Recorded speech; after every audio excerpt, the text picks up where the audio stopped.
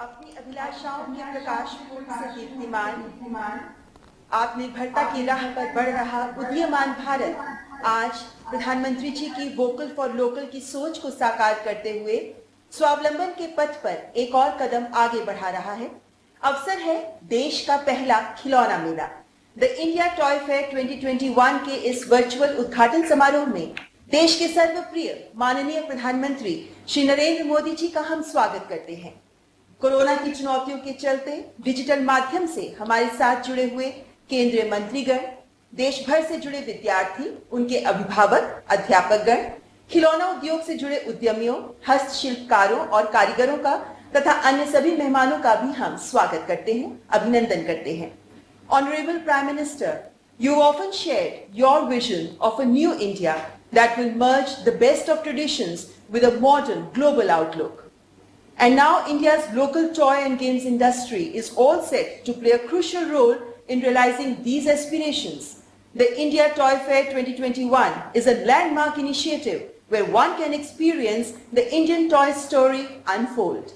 मान्यवर, स्वागत संबोधन के जरिए भारत खिलौना मेला 2021 की व्यापक सोच को सबके साथ साझा करने के लिए मैं केंद्रीय वस्त्र और महिला एवं बाल विकास मंत्री श्रीमती स्मृति जुबिन ईरानी जी को सादर आमंत्रित करती हूँ।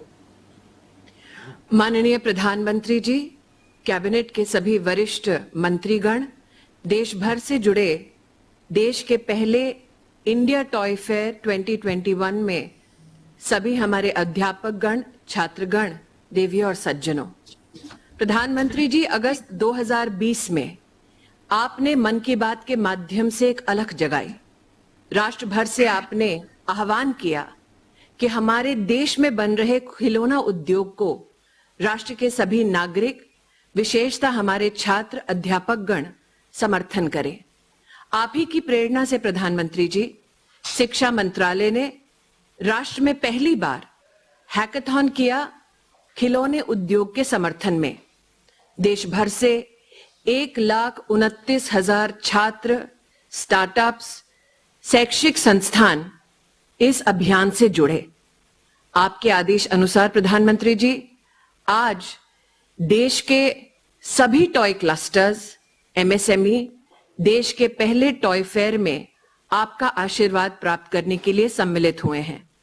प्रधानमंत्री जी, it is our proud privilege today to welcome you to the first ever India Toy Fair 2021, which will see pavilions by 11 partner states, 100 speakers, which amalgamate experts, industry specialists, and those global leaders who are proud to partner with the Indian toy industry.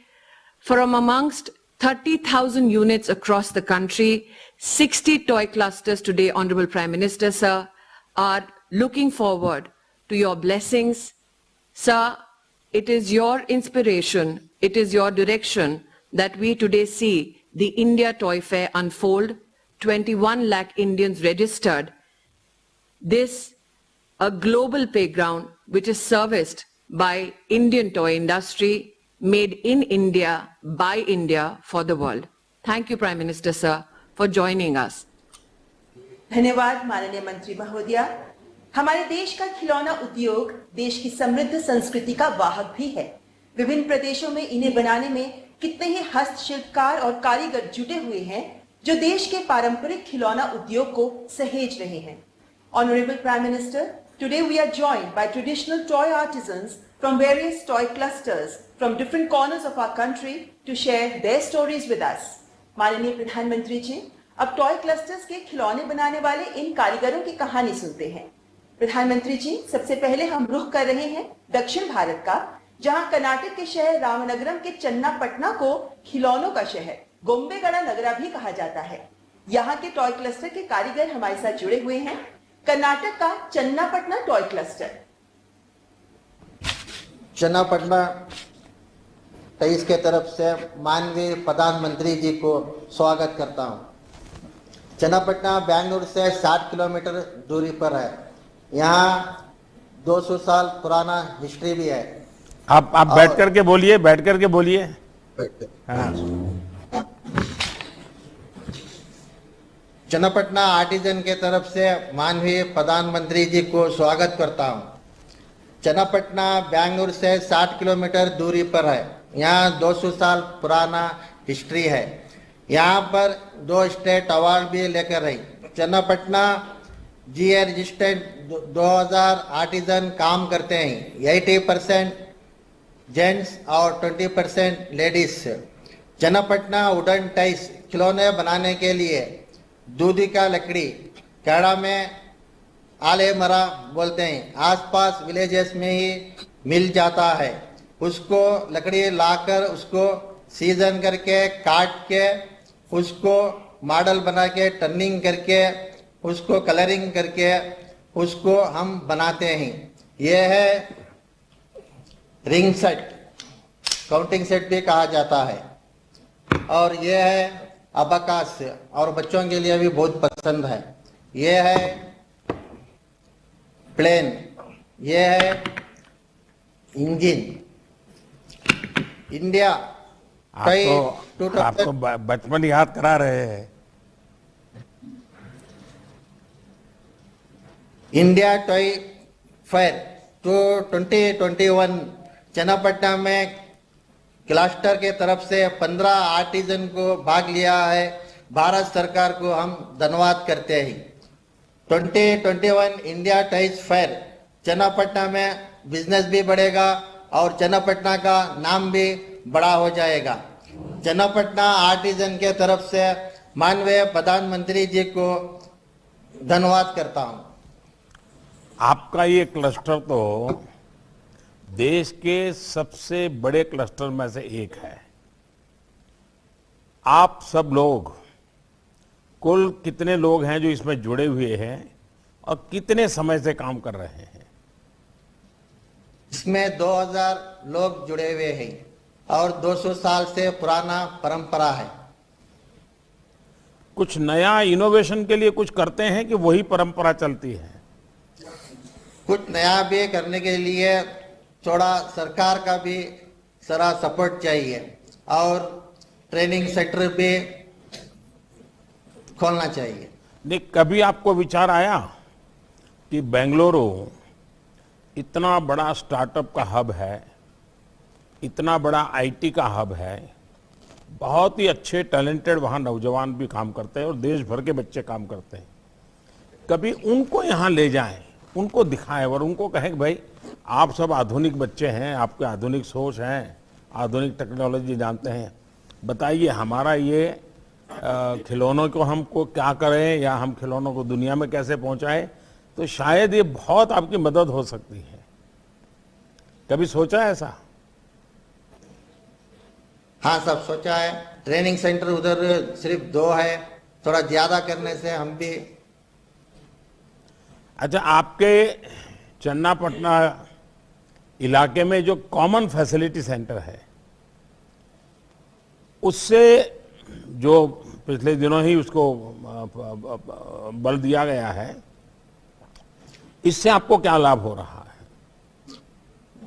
है? हमारे को तो लाभ है, सिर्फ 2 centre है, इसलिए और ज्यादा करने से हमारे को और ज्यादा हम ज्यादा कर सकते हैं।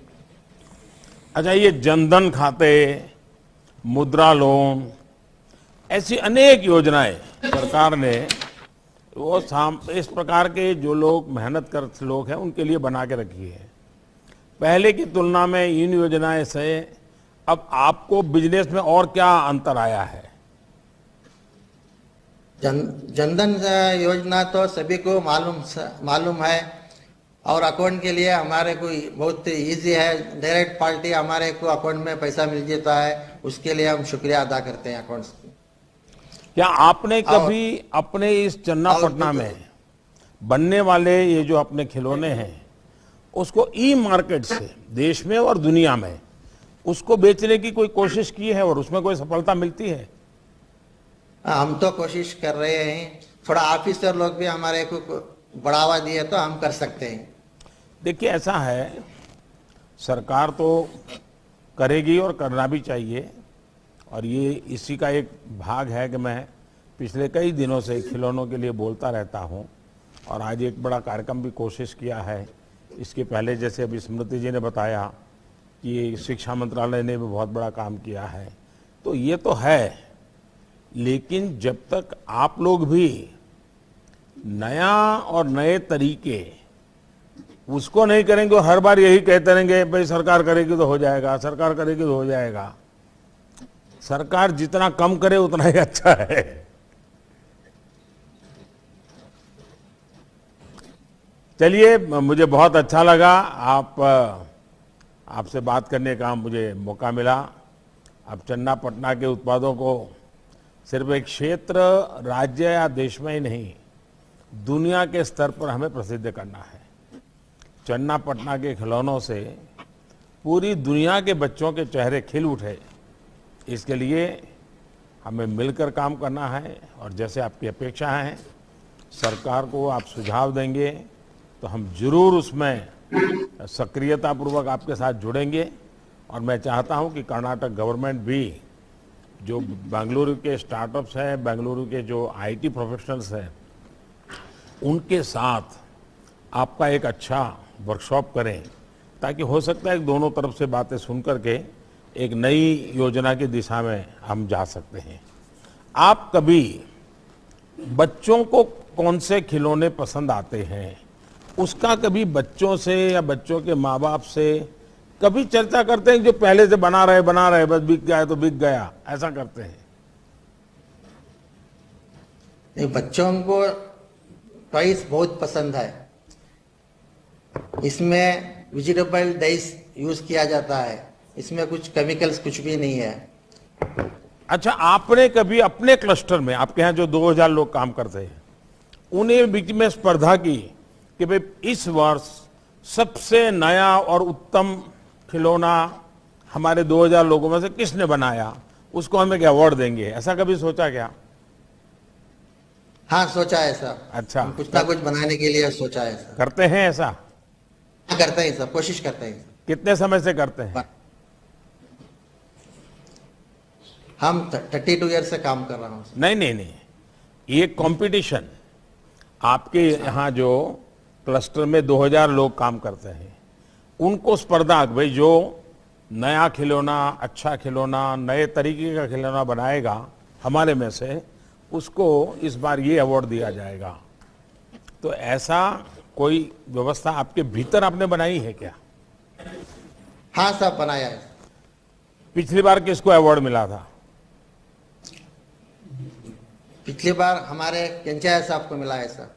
क्या बनाया था उन्होंने? वो हनुमान बनाया था सर। नहीं, हनुमान तो पहले भी बनते होंगे भाई।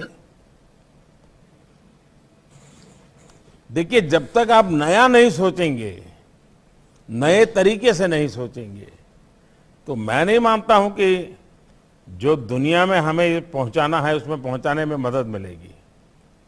खैर, आप लोग सोचिए, मैं डिपार्टमेंट को कहता हूं बहुत बारीकी से आपसे बातें करते रहें, हम आगे सोचेंगे। चलिए, आपका बहुत बहुत धन्यवाद।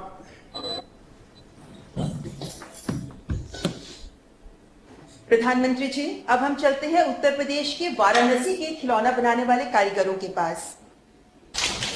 यहाँ के लकड़ी से बने खिलौने बहुत मशहूर हैं। उत्तर प्रदेश का वाराणसी टॉय क्लस्टर। भारत के आदरणीय प्रधानमंत्री जी को सभी बनारस वासियों की तरफ से आप बैठिए। और वाराणसी में आया हूं और आप हर हर महादेव न बोले, ऐसा कैसे हो सकता है? हर हर महादेव। मैं रामेश्वर सिंह वाराणसी लकड़ी खिलौना बनाने का शिल्पी हूँ। भारत सरकार ने हमको 2015 में नेशनल मेरिट अवार्ड से पुरस्कृत किया हुआ है। और वाराणसी में जो लकड़ी खिलौना बनाने वाले लोग हैं करीब 1200 हैं प्रधानमंत्री जी, उसमें से 1000 पुरुष हैं, 200 महिलाएं हैं। ये खोजवा, कश्मीरी गज और आसपास के इलाकों में विस्तृत है। हमारा जो इसमें एक राष्ट्रीय पुरस्कार और 7 राज्य पुरस्कार है शिल्पी हैं। हम लोग जो लकड़ी खिलौना पहले कोरिया की लकड़ी में बनाते थे, लेकिन विगत वर्षों से हम लोग यूकेलिप्टस की लकड़ी से लकड़ी खिलौना बना रहे हैं और गुरक की लकड़ी द्वारा हम लोग मूर्ति बनाते हैं। इसका प्रोसेसिंग ये ऐसा है कि हम लोग अपने मन चाहा हिसाब से लकड़ी को काट लेते हैं और काटने के बाद में पारंपरिक टूल द्वारा और पारंपरिक कुंद मशीन पे इसको चढ़ा करके उसको मनचाहा शेप देने के बाद में लाख जो होता है कलरफुल लाख से द्वारा इसको अंतिम रूप देते हैं। 2013 में माननीय प्रधानमंत्री जी हमारे इस लकड़ी के खिलौनों को बौद्धिक संपदा अधिकार में रजिस्टर्ड किया गया और हमारी ये जो कला है वर्षों पुरानी है। हमारे पूर्वज जो है इसको इसी पारंपरिक कला से इसको बनाते चले आ रहे हैं। हम लोग सभी आर्टिजन भाई मिल करके इस कला को आगे बढ़ा रहे हैं। हमारे यहाँ पर विभिन्न प्रकार के लकड़ी खिलौने बनाए जाते हैं, जैसे कि बच्चों के लिए चुसनी, जो कि जब दांत निकलता है तो माननीय प्रधानमंत्री जी बच्चों के लिए चुसनी बनाया जाता है और घुघना बनाया जाता है। और हम जो खेलते थे लट्टू जो रस्सी वाला है वो बनाते हैं। हमारा और भी उत्पाद है जो कि घरेलू उत्पाद भी है। अच्छा, ये मुझे बताइए, देखिए मैं तो आता रहता हूं, तो जब भी आता हूं तो कभी न कभी तो आप लोगों के बीच आने का मुझे मौका भी मिलता है। आपके खिलौने भी मुझे देखने का अवसर मिला है। और जैसा आपने बताया कि आजकल नए नए खिलौने चलते हैं। देखिए, बच्चों की बड़ी विशेषता होती है, जो अगल बगल में देखते हैं ना उसको वो जीना चाहते हैं। मैं पक्का मानता हूं कि आज कई घरों में बच्चे जब खिलौने लेकर के खेलते होंगे तो माँ बाप से झगड़ा करते होंगे कि मेरे खिलौने को मास्क लगाओ। वो आग्रह करते होंगे कि मेरा खिलौने को मास्क क्यों नहीं है। क्या कभी आप ये सोचते हैं कि भाई अभी कोरोना है तो बच्चों को भी खिलौना वो चाहिए जिसको मास्क चाहिए, अलग से एक मास्क देना चाहिए, बच्चा मास्क खिलौने के पहना है, और बच्चा करता ही है।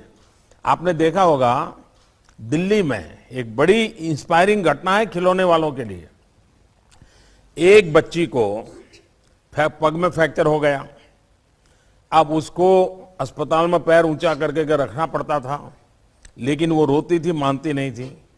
फिर उस डॉक्टर ने उस मनोवैज्ञानिक तरीके से एक खिलौना जो उसको पसंद था उसको उसके साथ सुलाया और खिलौने को भी वैसे ही पैर में फ्रैक्चर है ऐसा करके पट्टी बांधी और उस पैर को लटकाया।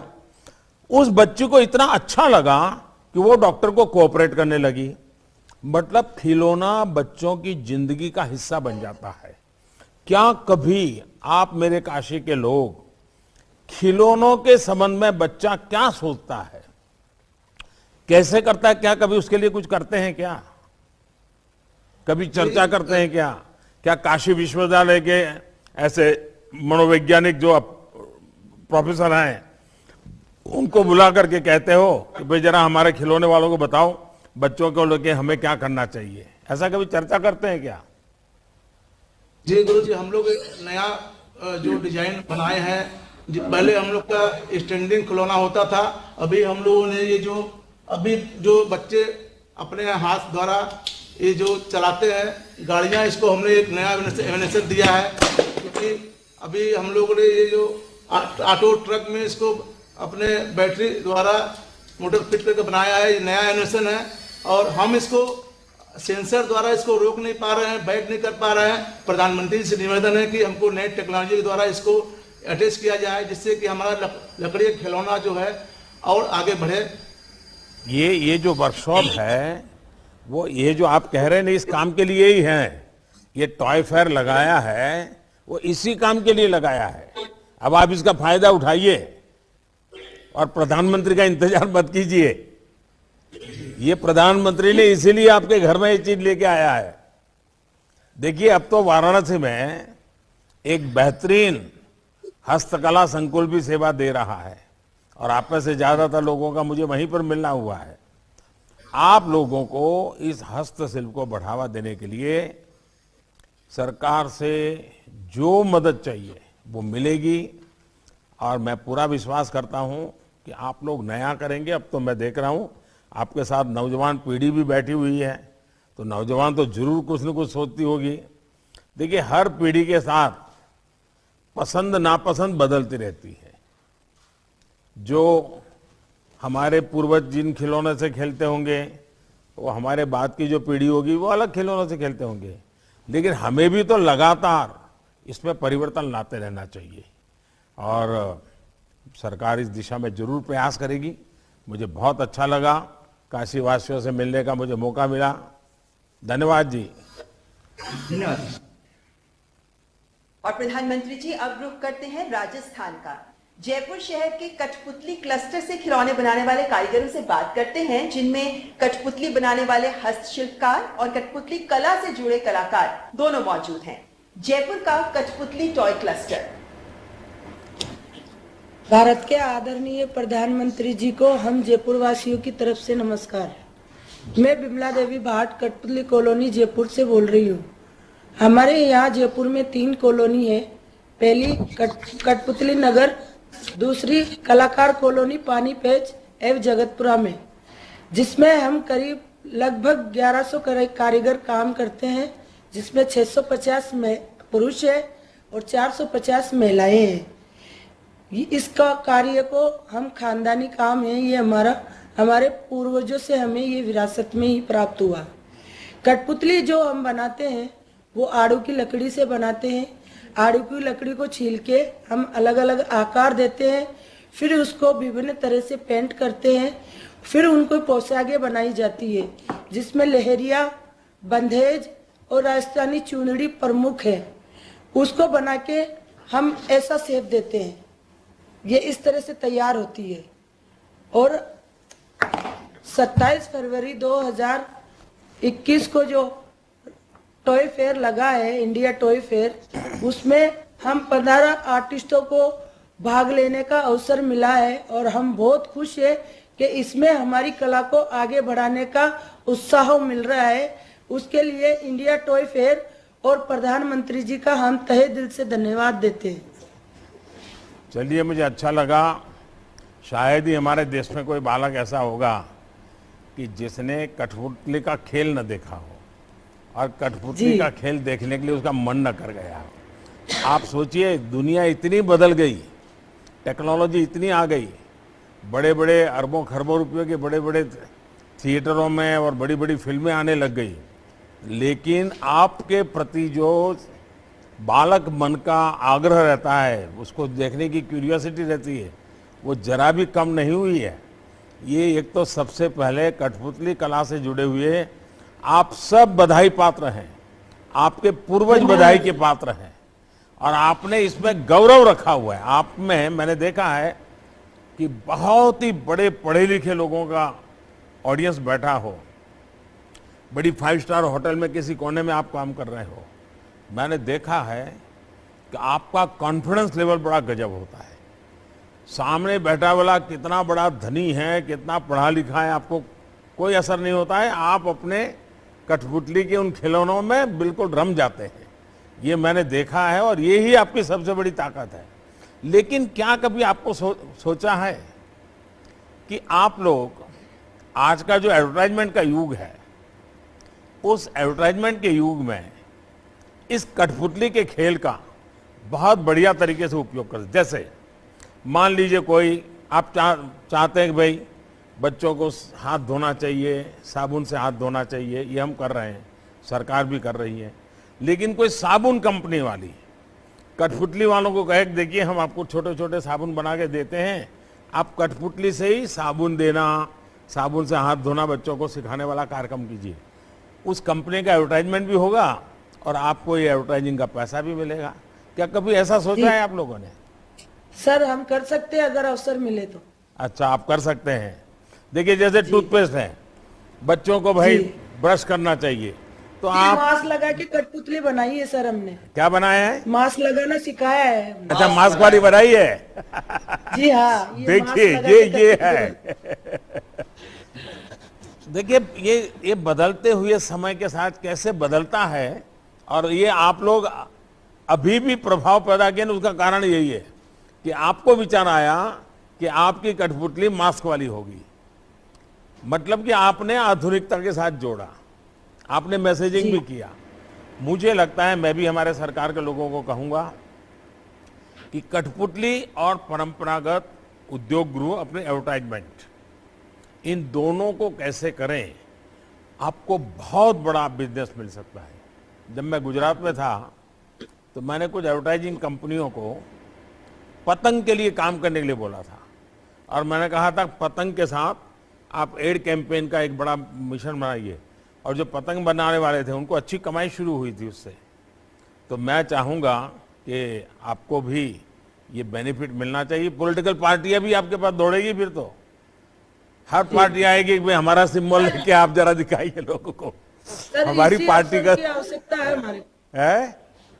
इसी अवसर की आवश्यकता है ताकि हम हमारी कला को आगे बढ़ा सके। नहीं बिल्कुल, मुझे लगता है कि ये जो हमारा समिट है उससे बहुत बड़ा फायदा होगा। मुझे अच्छा लगा आप लोगों से बात कर करके। बहुत बहुत धन्यवाद है आपको धन्यवाद और बहुत शुभकामनाएं मेरी। और इसमें नयापन लाइए, नए तरीके। मैंने देखा है पहले तो आप लोग पंचतंत्र की कथाएं कहते थे, रामायण महाभारत की कथाएं कहते हैं, लेकिन मैंने देखा है आजकल आप फिल्मी गाने बहुत ज्यादा कर रहे हो। सर, अपने नए खिलौने बनाए हैं। हाँ। कठपुतली के साथ हमने नए खिलौने बनाए हैं। हाँ, ये हमने नए बनाए हैं सर। लेकिन पुरानी परंपरा को छोड़ना नहीं है नहीं, क्योंकि वो तो है, कठपुतली में बच्चों को संस्कार करने की, कथा कहने की बड़ी ताकत होती है। इस विधा को छोड़ना नहीं है आपने, उसमें नयापन लाना है। सर। जी सर। चलिए, बहुत बहुत शुभकामनाएं आपके। सर, मेरी तरफ से और मेरे आर्टिस्ट की तरफ से आपको बहुत बहुत आभार। धन्यवाद। माननीय प्रधानमंत्री जी और सभी खिलौना कारीगरों का धन्यवाद। एक सोच से ही हर बड़ी पहल की शुरुआत होती है। माननीय प्रधानमंत्री जी की ही सोच है कि देश के खिलौना कारोबार को खिलौना निर्माण और आउटसोर्सिंग का वैश्विक हब बनाया जाए। आज से शुरू हो रहा भारत खिलौना मेला इस दिशा में एक बड़ी पहल है। इस अवसर पर मैं माननीय प्रधानमंत्री जी से करबद्ध आग्रह करती हूं कि अपने प्रेरणादायक शब्दों से हमारा मार्गदर्शन करें।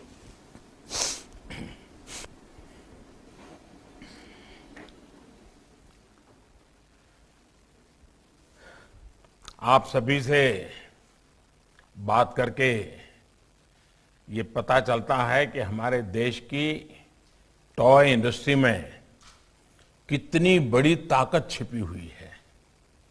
इस ताकत को बढ़ाना, इसकी पहचान बढ़ाना आत्मनिर्भर भारत अभियान का बहुत बड़ा हिस्सा है। ये हम सभी के लिए आनंद की बात है कि आज हम देश के पहले टॉय फेयर की शुरुआत का हिस्सा बन रहे हैं। टॉय फेयर के इस कार्यक्रम में मेरे साथ जुड़ रहे कैबिनेट के मेरे सभी साथी, टॉय इंडस्ट्री से जुड़े सभी प्रतिनिधिगण, सभी कारीगर भाई बहन, पेरेंट्स, टीचर्स और प्यारे बच्चों, ये पहला टॉय फेयर केवल एक व्यापारिक या आर्थिक कार्यक्रम भर नहीं है। ये कार्यक्रम देश की सदियों पुरानी खेल और उल्लास की संस्कृति को मजबूत करने की एक कड़ी है। मुझे बताया गया है कि इस कार्यक्रम की प्रदर्शनी में कारीगरों और स्कूलों से लेकर बहुराष्ट्रीय कंपनियां तक 30 राज्यों और केंद्र शासित प्रदेशों से 1000 से अधिक एग्जीबिटर्स हिस्सा ले रहे हैं। आप सभी के लिए एक ऐसा मंच होने जा रहा है जहां आप खिलौनों के डिजाइन, इनोवेशन, टेक्नोलॉजी से लेकर मार्केटिंग, पैकेजिंग तक चर्चा परिचर्चा भी करेंगे और अपने अनुभव साझा भी करेंगे। टॉय फेयर 2021 में आपके पास भारत में ऑनलाइन गेमिंग उद्योग और ई स्पोर्ट्स उद्योग के इकोसिस्टम के बारे में जानने का अवसर होगा। मुझे ये देखकर भी अच्छा लगा कि यहां पर बच्चों के लिए ढेरों गतिविधियां भी रखी गई हैं। मैं टॉय फेयर के इस आयोजन में अपनी भूमिका निभाने वाले सभी साथियों को हार्दिक बधाई देता हूं। साथियों, खिलौनों के साथ भारत का रचनात्मक रिश्ता, क्रिएटिव रिलेशन उतना ही पुराना है जितना इस भूभाग का इतिहास है। सिंधु घाटी सभ्यता, मोहनजोदारो और हड़प्पा के दौर के खिलौनों पर पूरी दुनिया ने रिसर्च की है। प्राचीन काल में दुनिया के यात्री जब भारत आते थे, वो भारत में खेलों को सीखते भी थे और अपने साथ खेल लेकर भी जाते थे। आज जो शतरंज दुनिया में इतना लोकप्रिय है, वो पहले चतुरंग या चादुरंगा के रूप में भारत में खेला जाता था। आधुनिक लूडो तब पच्चीसी के रूप में खेला जाता था। हमारे धर्म ग्रंथों में भी आप देखिए, बाल राम के लिए अलग अलग कितने ही खिलौनों का वर्णन मिलता है। गोकुल में गोपाल कृष्ण घर के बाहर अपने मित्रों के साथ कंदूक यानी बॉल से खेलने जाते थे। हमारे प्राचीन मंदिरों में भी खेलों के, खिलौनों के शिल्प को उकेरा गया है। खास करके तमिलनाडु में, चेन्नई में अगर आप वहां मंदिरों को में देखेंगे तो ऐसे कितने ही उदाहरण देखने को मिलेंगे कि मंदिरों में भी अलग अलग खेल, अलग अलग खिलौने, वो सारी चीजें वहां आज भी दीवारों पर दिखती हैं। साथियों, किसी भी संस्कृति में जब खेल और खिलौने आस्था के केंद्रों का हिस्सा बन जाएं, तो इसका अर्थ है कि वो समाज खेलों के विज्ञान को गहराई से समझता था। हमारे यहां खिलौने ऐसे बनाए जाते थे जो बच्चों के चहुमुखी विकास में योगदान दें, उनमें एनालिटिकल माइंड विकसित करें। आज भी भारतीय खिलौने आधुनिक फैंसी खिलौनों की तुलना में कहीं सरल और सस्ते होते हैं, सामाजिक भौगोलिक परिवेश से जुड़े भी होते हैं। साथियों,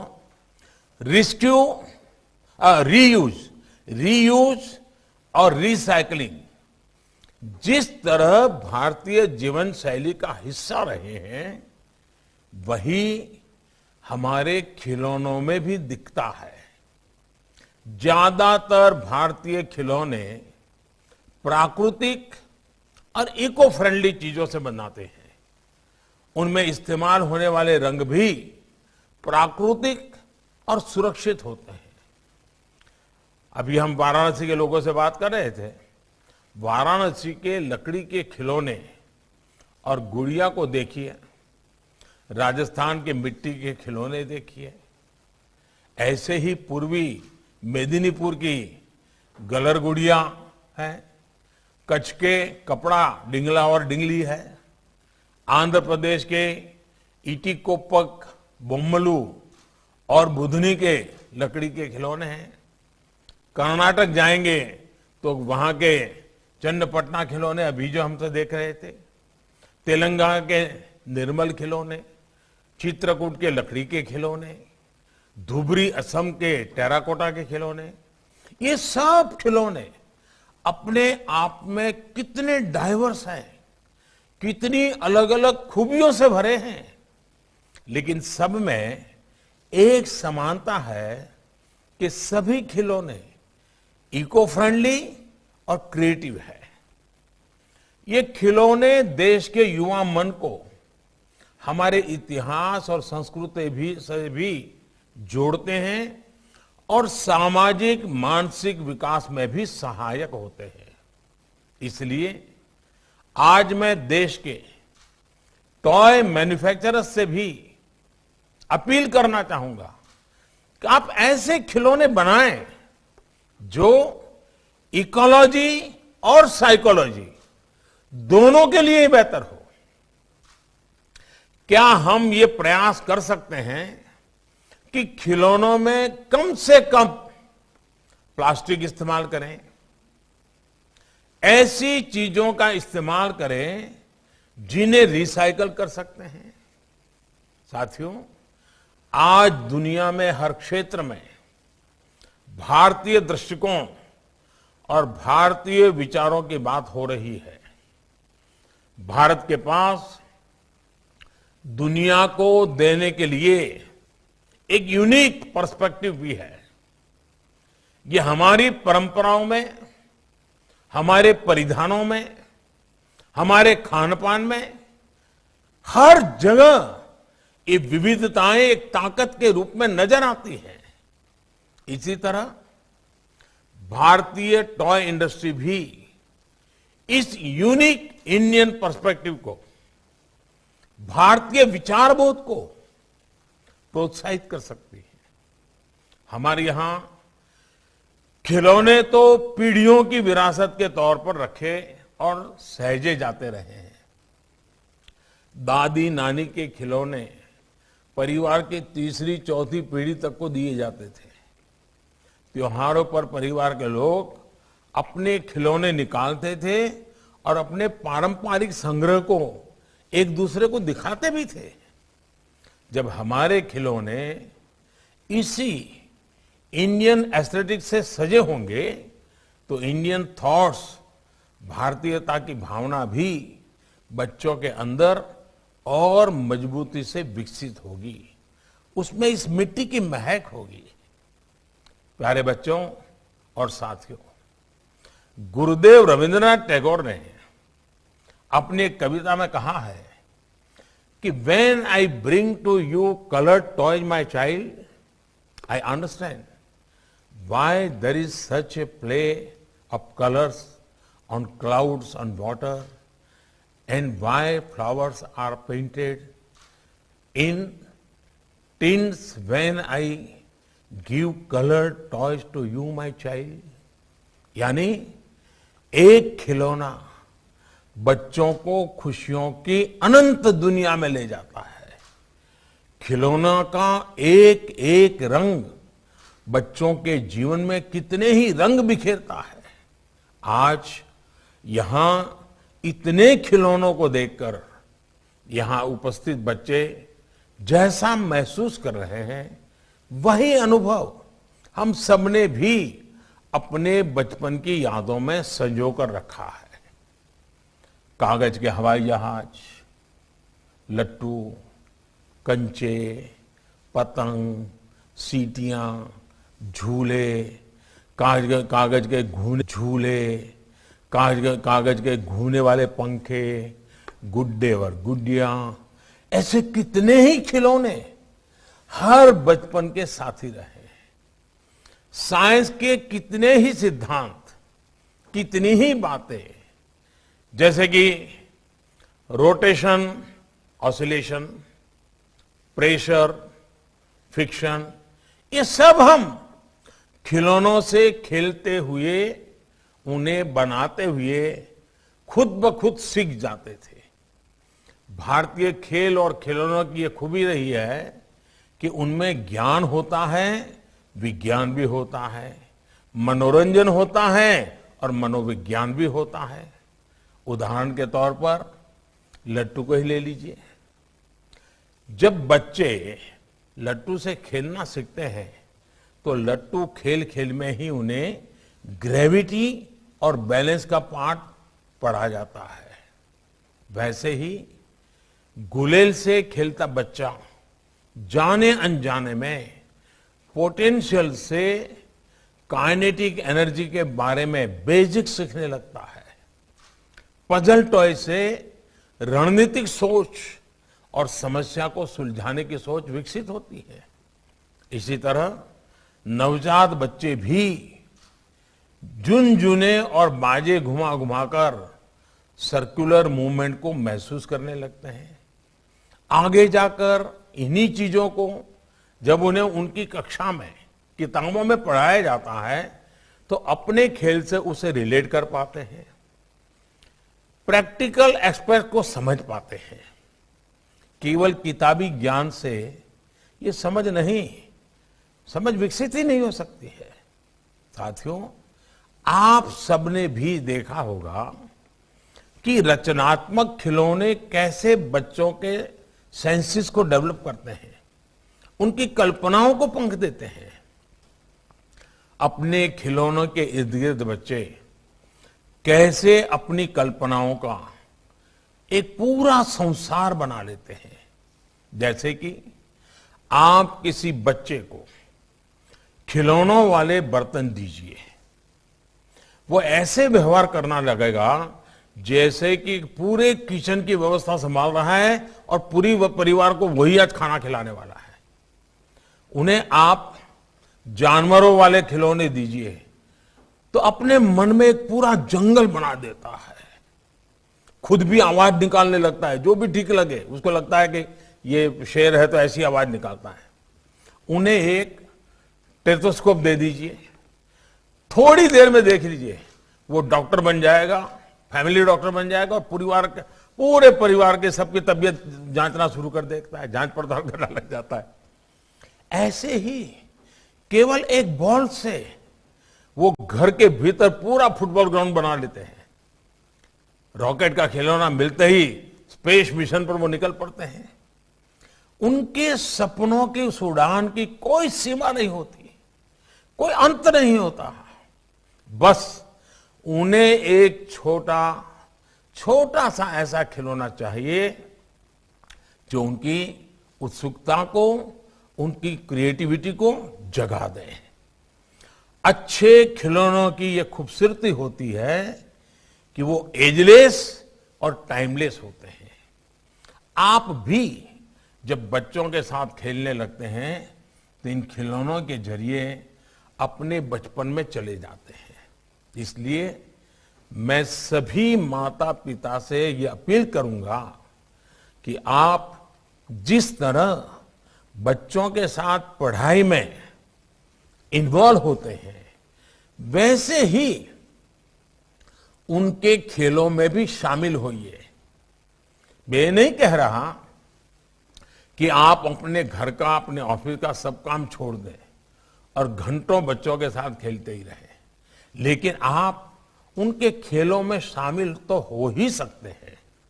आजकल परिवारों में प्ले टाइम की जगह स्क्रीन टाइम ने ले ली है, लेकिन आपको खेल और खिलौनों की भूमिका को जरूर समझना चाहिए।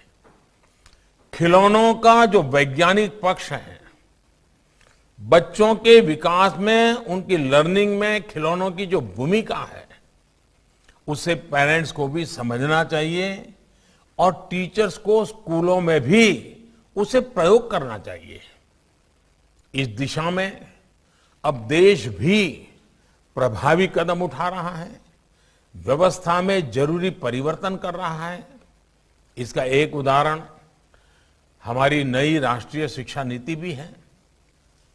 नई राष्ट्रीय शिक्षा नीति में प्ले आधारित और गतिविधि आधारित शिक्षा को बड़े पैमाने पर शामिल किया गया है। एक ऐसी शिक्षा व्यवस्था है जिसमें बच्चों में पहेलियों और खेलों के माध्यम से तार्किक और रचनात्मक सोच बढ़े, इस पर विशेष ध्यान दिया गया है।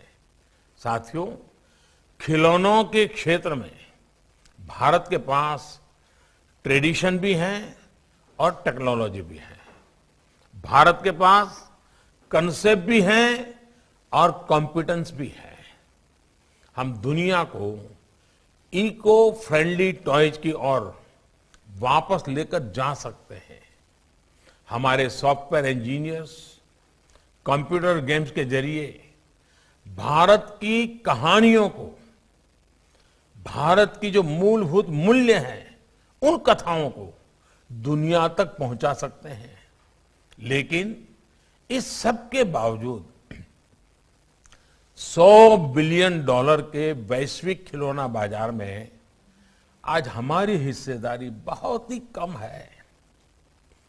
देश में 85% 85% खिलौने बाहर से आते हैं, विदेशों से मंगाए जाते हैं। पिछले 7 दशकों में भारतीय कारीगरों की, भारतीय विरासत की जो उपेक्षा हुई, उसका परिणाम ये है कि भारत के बाजार से लेकर परिवार तक में विदेशी खिलौने भर गए हैं। और वो खिलौना सिर्फ नहीं आया है, एक विचार प्रवाह हमारे घर में घुस गया है। भारतीय बच्चे अपने देश के वीरों, हमारे नायकों से ज्यादा बाहर के स्टार्स के बारे में बात करने लगे। इस बाढ़ ने, ये बाहरी बाढ़ ने हमारे लोकल व्यापार की बड़ी मजबूत चेन भी तोड़ के रख दी है, तहस नहस कर दी है। कारीगर अपनी अगली पीढ़ी को अपना हुनर देने से बचने लगे हैं। वो सोचते हैं कि बेटे इस कारोबार में ना आए। आज हमें इस स्थिति को बदलने के लिए मिलकर काम करना है। हमें खेल और खिलौनों के क्षेत्र में भी देश को आत्मनिर्भर बनाना है, वोकल फॉर लोकल होना है। इसके लिए हमें आज की जरूरतों को समझना होगा। हमें दुनिया के बाजार को, दुनिया की प्राथमिकताओं को जानना होगा। हमारे खिलौनों में बच्चों के लिए हमारे मूल्य, संस्कार और शिक्षाएं भी होनी चाहिए और उनकी गुणवत्ता भी अंतर्राष्ट्रीय मानकों के हिसाब से होनी चाहिए। इस दिशा में देश ने कई अहम फैसले लिए हैं। पिछले वर्ष से खिलौनों की क्वालिटी टेस्ट को अनिवार्य किया गया है। इंपोर्ट होने वाले खिलौनों की हर खेप में भी सैंपल टेस्टिंग की इजाजत दी गई है। पहले खिलौनों के बारे में सरकारें बात करने की भी जरूरत नहीं समझती थी, इसे कोई गंभीर विषय नहीं समझा जाता था। लेकिन अब देश ने खिलौना उद्योग को 24 प्रमुख क्षेत्रों में दर्ज किया है, उसका दर्जा दे दिया है। नेशनल टॉय एक्शन प्लान भी तैयार किया गया है। इसमें 15 मंत्रालयों और विभागों को शामिल किया गया है ताकि ये उद्योग कॉम्पिटिटिव बने, देश खिलौनों में आत्मनिर्भर बने और भारत के खिलौने दुनिया में भी जाएं। इस पूरे अभियान में राज्यों को बराबर का भागीदार बनाकर टॉय क्लस्टर विकसित करने का प्रयास किया जा रहा है। इसके साथ ही देश टॉय टूरिज्म की संभावनाओं को भी मजबूत कर रहा है। भारतीय खेलों पर आधारित खिलौनों को प्रमोट करने के लिए देश में टॉयकाथॉन 2021 का आयोजन भी किया गया था। मुझे बताया गया है कि इस टॉयकाथॉन में 12 लाख से अधिक युवाओं ने, शिक्षकों ने और विशेषज्ञों ने रजिस्ट्रेशन कराया और 7,000 से अधिक नए नए आइडियाज आए। ये दिखाता है कि दशकों की उपेक्षा और कठिनाइयों के बावजूद भारत की प्रतिभा, भारत का हुनर आज भी असाधारण संभावनाओं से भरा हुआ है। जिस तरह भारत ने अतीत में अपने उल्लास से, अपनी ऊर्जा से मानवता के जीवन में रंग घोले थे, वो ऊर्जा आज भी उतनी ही जीवंत है। आज टॉय फेयर के इस अवसर पर हम सबकी जिम्मेदारी है कि हम इस ऊर्जा को आधुनिक अवतार दें इन संभावनाओं को साकार करें।